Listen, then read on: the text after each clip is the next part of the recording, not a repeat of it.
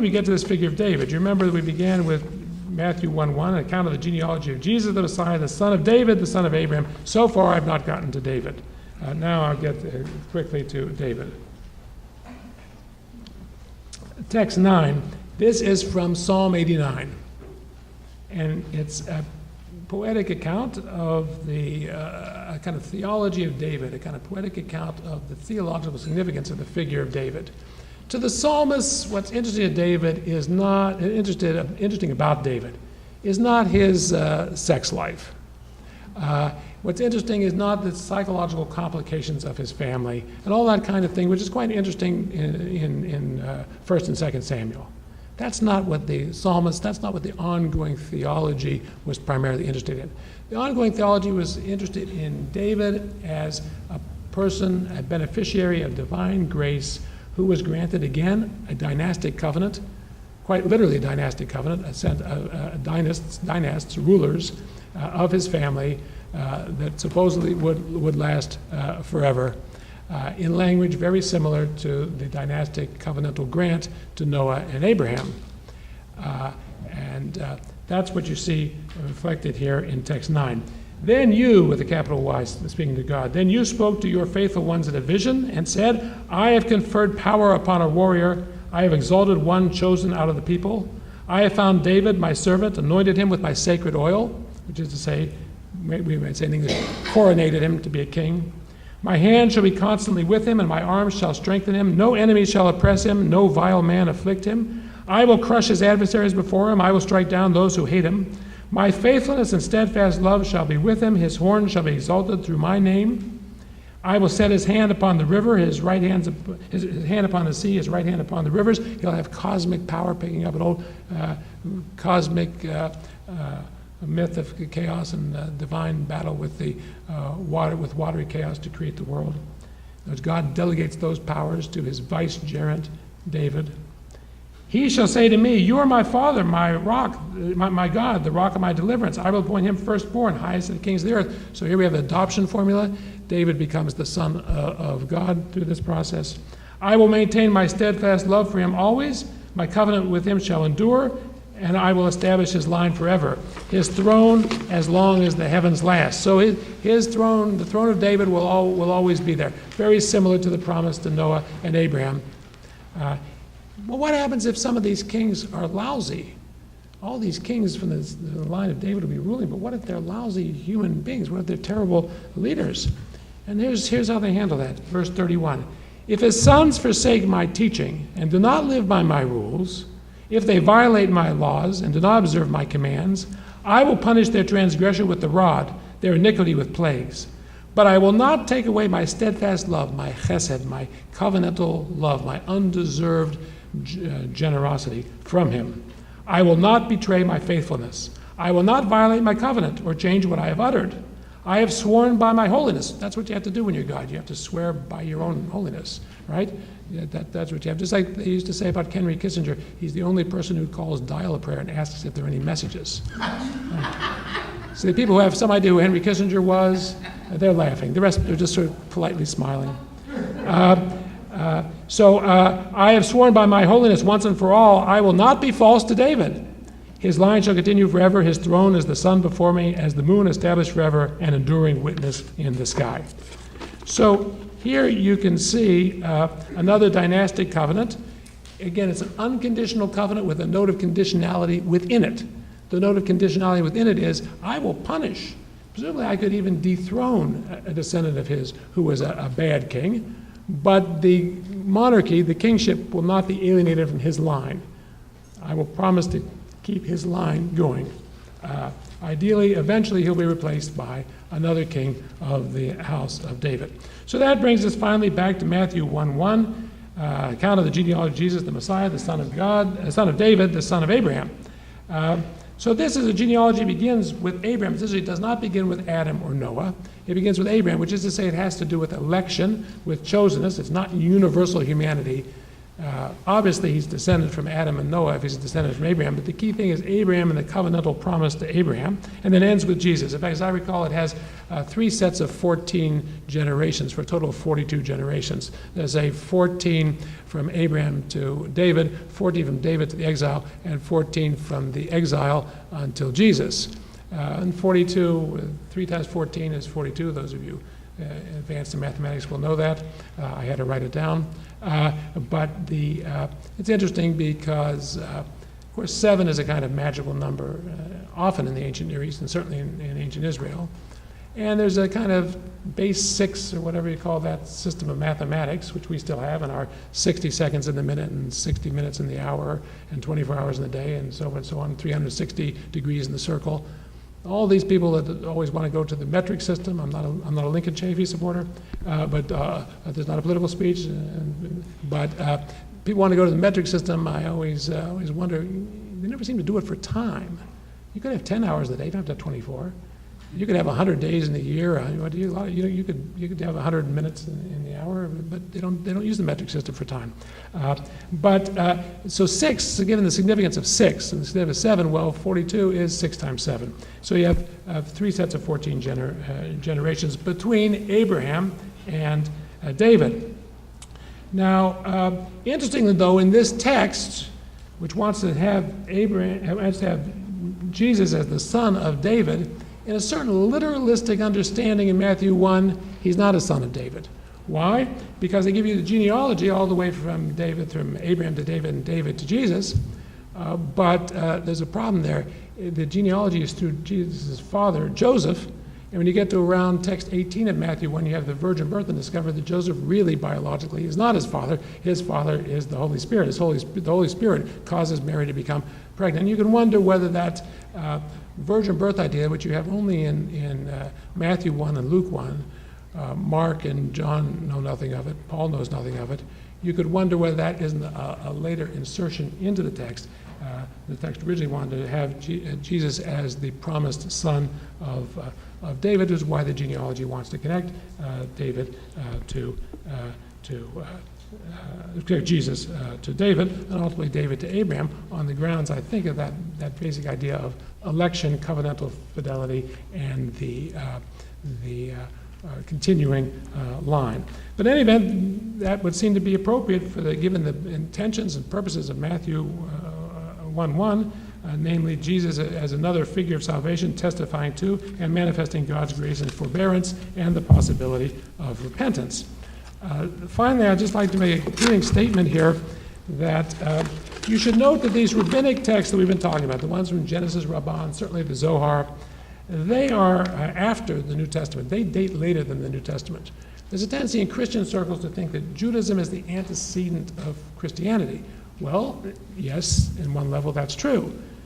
I think a more precise statement would be to say rabbinic Judaism, the Judaism of the Talmud, and Christianity are both descendants of Second Temple Judaism, the Judaism of the last centuries of the first millennium before the Common Era. In that sense, rabbinic Judaism and Christianity maybe are seen better as siblings, even though both of them go back to an earlier form of Judaism, the Second Temple Judaism, which ultimately goes back, by a complicated process, to the Hebrew Bible itself and the religion of Israel. Both are descended immediately from Second Temple Judaism, but more distantly from the Hebrew Bible or Old Testament. And both the New Testament and the rabbis made their theological statements through the interpretation of the Hebrew Bible, whether through echo, through citation, through midrashic manipulation of the text. Both of them make their theological statements through those means. And one of the main sources of material on which they worked was genealogies. Thank you very much.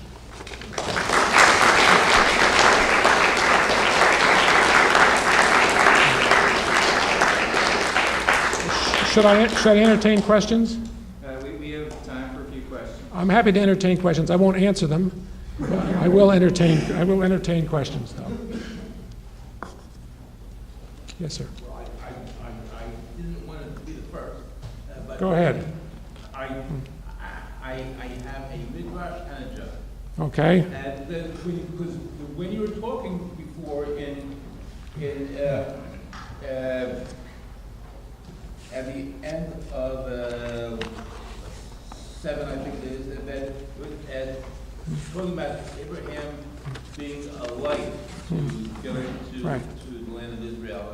Right. And it reminded me of and you made reference to the beginning of Abraham when he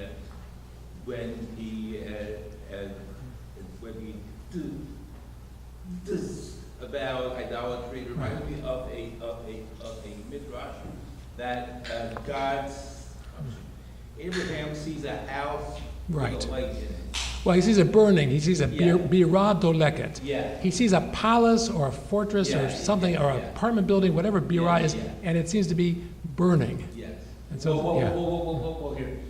Heschel gives an explanation where it's burning up. The usual translation is that there's a light in it, and so he says, "Who's the owner of the house?" Right, The exactly. house has to have an owner. Right, So that is the midrash. right. The joke, because you had mentioned Kissinger, Yeah. and Kissinger was teaching the Hebrew alphabet to Nixon. First day he taught him alphabet. I always wonder where Nixon learned it. Yeah, Yeah. First day he taught him alphabet. Yeah, yeah. Next day he went ahead with Al Heba. Third day he was trying to get a cross. The next three letters. Yeah, A Zion pet yeah, pet. right. And Nixon didn't want anything to do with it. So Kissinger said, I didn't know you'd find the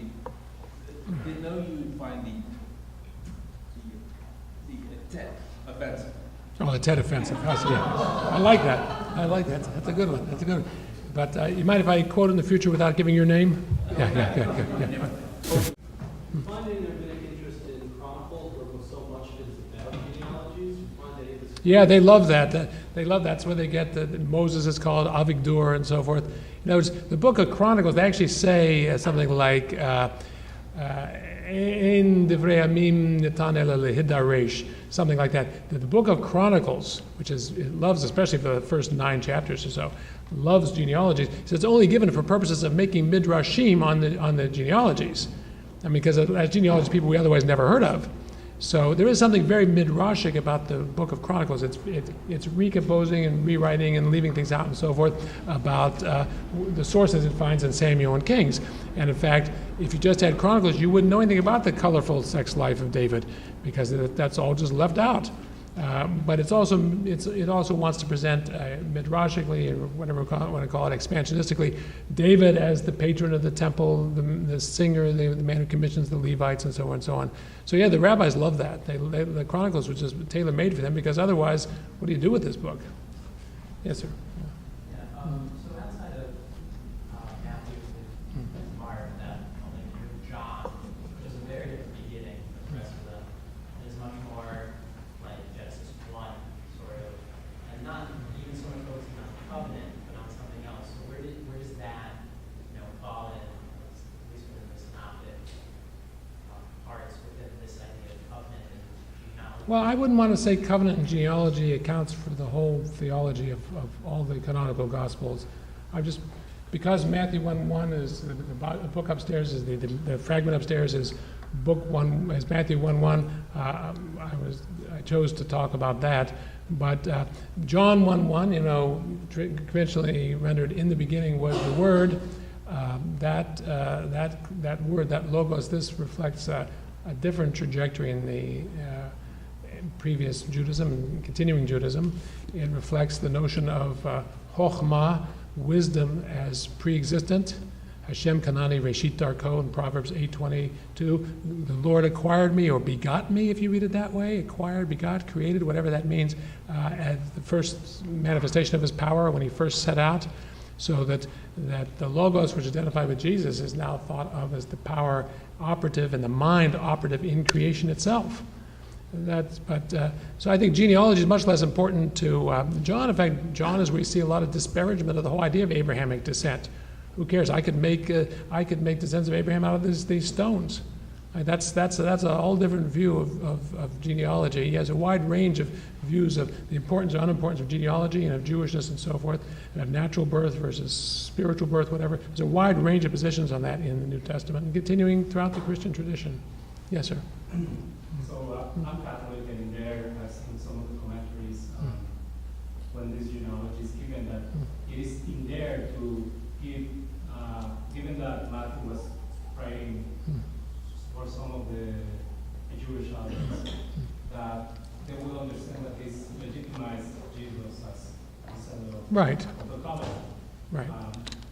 Or even as the natural terminus of the whole historical process, where the whole genealogy begins with Abraham, now terminates and consummates in Jesus. That's what I think he wants to say. But I wonder how, because I just don't know, and the answer to this, like, for persons at that era, Jewish people at that era, I know it's very important that in the Gospels to mention that he was the son of Bar Jonah, Yeah. but males, there's always like, he is the son of a certain person, right? Right. So the genealogy seems to be very important. How is it possible that people at that time knew their genealogy that long? Because I find it hard to see that, because when you read the Bible and they come back from the exile, they didn't even know where the scriptures were, right? It seems Yeah. that the Jewish people that were in exile have It's a very fair assimilated question. Yeah. that they have forgotten Right. a lot of the culture. How could they even or was something like the genealogy was something that survived even being assimilated?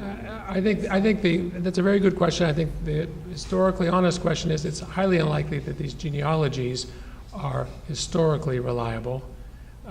Highly unlikely that people in late Second Temple Judaism knew their tribal origin, except for the Levites and the Kohanim, the priests, where that tribal affiliation continues to this day. Except for that, it's highly unlikely people knew what tribe they belonged to when the tribal system was effectively dismantled hundreds of years before. And all you have to do is compare the genealogy of Jesus in Matthew 1 and the genealogy of Jesus in Luke 1, and you can see differences. So I think these are theological statements. Again, they think theologically using these biblical verses, and these verses they find in the only Bible they know, which is the Hebrew Bible, what later Christians would call the Old Testament. That's in fact how they make their statements. You can see genealogies fluctuating and changing even within the Hebrew Bible. They change in reaction to historical, political forces, and so forth and so on. If you can describe the client of a patron as his son, you can describe the vassal of a sovereign, of a suzerain, as his son, you can imagine how you could then make a genealogy where so-and-so is the son of so-and-so, even though you don't actually know that to be literally the case. I think all these genealogies have to be understood that way, as theological statements. The claim that they're historically reliable is very shaky. And I think most hard-headed historians would say, well, was there an historical personage, Abraham? We have no way of getting at that claim at all. We just have no way of getting at that claim. Yes, Maria. One of the things that course is true is that it never says son of Luke, it just says of. Uh-huh. So we don't know the people. But I think about that, and I think it's in Ezra, the idea that Levites can only remain Levites if they have a genealogy from when Yes. they came back from Babylon. So I've always been confused by this. How is it that Mary, who marries someone from the tribe of Judah, has a cousin who's a Levite? Because John, I gotta think about it. John's father, Zechariah, is practicing in the temple, so he's a Levite. So you're saying her father is a Levite? I don't know. No, I mean, as the text would have it, though. Give me the breakdown again. Well, I'm just Yeah, confused yeah. because if she marries Joseph, who's Yeah. from the tribe of Judah, Right. but she has a cousin who is married to a Levite, how did that happen? Is there Well, a- I don't. In general, don't think there was a blanket prohibition against intertribal marriage. The Levites know their genealogy. The reason they have to know the genealogy in Ezra is Levite is not simply a tribal genealogy. It's increasing in the Second Temple period a liturgical office. It's the clerical tribe. The lesser temple personnel are the Leviim, and the more important temple personnel are the subcategories who are of Levites who are descended from Aaron, who are the Kohanim, who are the priests, and those categories survive in Judaism to this day. But so they would have to know their genealogy and tribal affiliation. Otherwise, it really didn't make much difference. So again, this whole idea of whether a person belonged to Judah or whatever, it's very hard for me to believe that people had reliable historical information on that in the first century. There's other questions? Yes. This is a former student of mine. Notice how much he knows. Jay Han. He chose to come to Penn rather than to stay at Harvard. It seems that most of the rabbis are pretty anxious or exhibit some anxiety about placement of Noah vis-a-vis Abraham. Yeah, right. Why? Why Noah? I know you talked about. I'd like to just go through. I think that Noah, partly because of the textual fact that the covenant with Noah and the language about Noah, tamim, blameless, the eternal covenant, the covenant that won't end, this, that, and the other, the sign of the covenant, there's similarities of Genesis 9 and Genesis 17, I think, textually called that forth. Also, both Noah and Abraham, at least Abraham in Genesis 18 at Sodom, they're both the key figure in a time of massive punishment. And so the question would come up, well, doesn't that generate a natural contrast between Noah, who just kept his mouth shut and got on the boat, and Abraham, who pled for the sparing of all of Sodom based on the righteous minority within it. I think that, but I also think in the background of it, we don't have enough information really to prove this, but I have a feeling that partly the question has to do with universal humanity versus the Jewish people. And what is exactly the relationship? Jews are humans. On the other hand, there are promises to Jews that other humans don't have. It would be the Christian equivalent would be the promise to the church and the identity of the church versus the identity of the great mass of people of the world who are outside the church. It would be something like that. That sort of theological issue, I think, is at work here. So, when Rabbi Nehemiah, as I recall, is the one who takes the position that Noah is the superior one. That's really quite an interesting kind of comment. Similarly, this thing in the Zohar, now this is already getting into medieval Judaism. I don't say that the rabbis named in that Zohar text from the 13th century necessarily made those comments 1,000 years earlier. But it's interesting that they want to establish the superiority of Moses over Abraham. Now, if you think of someone like Paul in the New Testament, he is trying to establish the superiority of Abraham over Moses, and for that matter of Melchizedek over Abraham.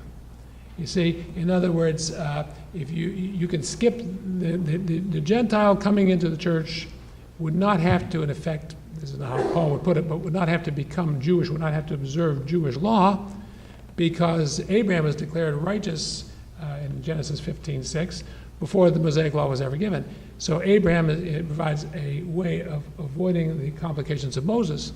Then you have Jewish sources in antiquity, and especially in that Zohar, saying actually Abraham fell down where Moses was the better one. Moses was in fact privileged to mediate the Torah, whereas Abraham wasn't, in a part because Moses was willing to be totally self-sacrificing and say, just obliterate me from the book you've written if you're going to act like this. Whereas Abraham said, okay, we'll get down to 10, and then he walked away.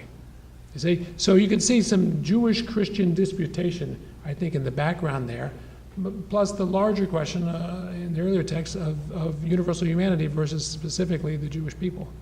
Yes, ma'am. The comparison always seems to be between Noah and Abraham and Sodom and Gomorrah. What about Jews? Are you aware of Midrashim that compare Noah with Abraham and the Akedah, so that Noah doesn't say anything about the destruction of the world, Abraham doesn't say anything about the destruction? I don't know of any Midrashim that say that. So it's really interesting because you could do that, say which one is the most faithful, which one doesn't question God, and yet that's not a place where they go. Yeah, no, they don't. They never go there. I think partly because in the Akedah, this is not perceived as a judicial miscarriage, a miscarriage of justice. The issue isn't justice, isn't the execution of an innocent person. It's a sacrifice. Abraham giving up what's dearest to him, his own futurity, the son he's waited for all those years, and whom he loves. The text is explicit. He loves Isaac. So it's an act of self-sacrifice. The fact that Isaac is innocent is irrelevant. If anything, it commends the sacrifice that the victim should be innocent and blemishless. So I don't think they would think of those two things as parallel. But you may have just made a very nice little midrash yourself. Yeah, yeah. We have time for two more questions. Yes, ma'am. Yeah. Interested in this comparison between Abraham and Moses, Mhm. because they're arguing on different bases. You know, Abraham's arguing for the people of Sodom who have nothing whatsoever to do with the promise of descendants, Right. whereas Moses on Sinai, and this is, I'm stealing this argument from First Ellen, actually. I'm sure he'll forgive you. But when God says to Moses that I'm going to obliterate them, he says, I'm going to wipe them out and make you. a Yes, great nation." a very good point. Which picks up the language of Abraham. You'll be the new Abraham. Right, and so God can keep his promise and obliterate all the people who just offended him. Yeah. But when Moses says, then, me too, Yeah. then God either has to break his word, or he has to do what Moses asks. Or say he's got a pen and a telephone and just override Moses. Right? Right, well, In other words, but you're right. I think that you make an excellent point that, in effect, God says, "I'll make you a great. I'll wipe them out, and you'll be the nation. I'll make a nation out of you. You'll be the new Abraham." And Moses refuses to be the new Abraham. Put differently, Abraham didn't refuse to be Abraham, but Moses refused to be Abraham, and in that Moses demonstrated his superiority to Abraham. I think that's part of the underlying logic here. Yes, sir. I think your argument about the covenant and the similarities also applies if you look at the two genealogies in the New Testament. One, Luke goes through Mary, the other one, Matthew goes through Joseph. But they both are exactly the same from Abraham to David.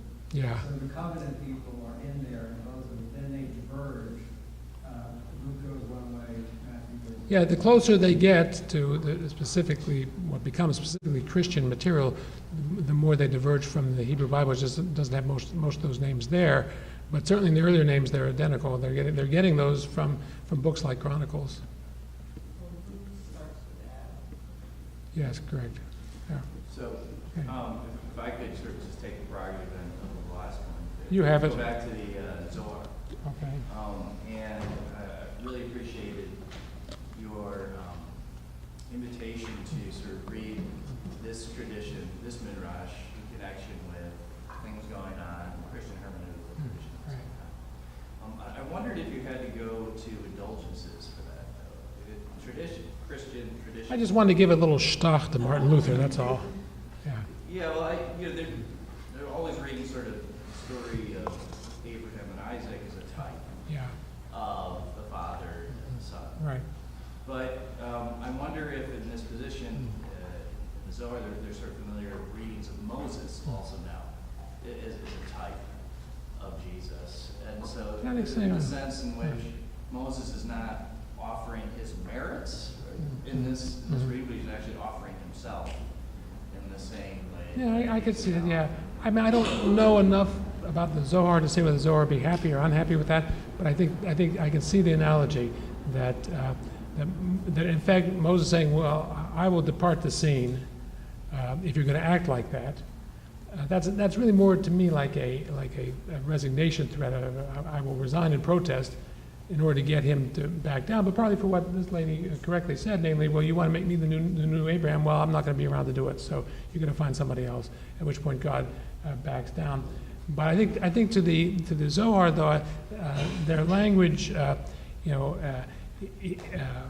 Abraham acted but did not culminate, since he did not plead for mercy unconditionally. For Abraham said, I don't want to claim reward for my deeds. I think the notion was there was some sort of reward, some sort of credit, merit, whatever you want to call that.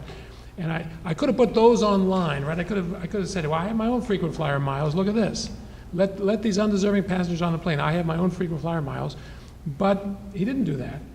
In the mind of the Zohar and probably the rabbinic mind, he could have done that, but he didn't. It doesn't fit with Genesis, but yeah, he could have done that, and he didn't.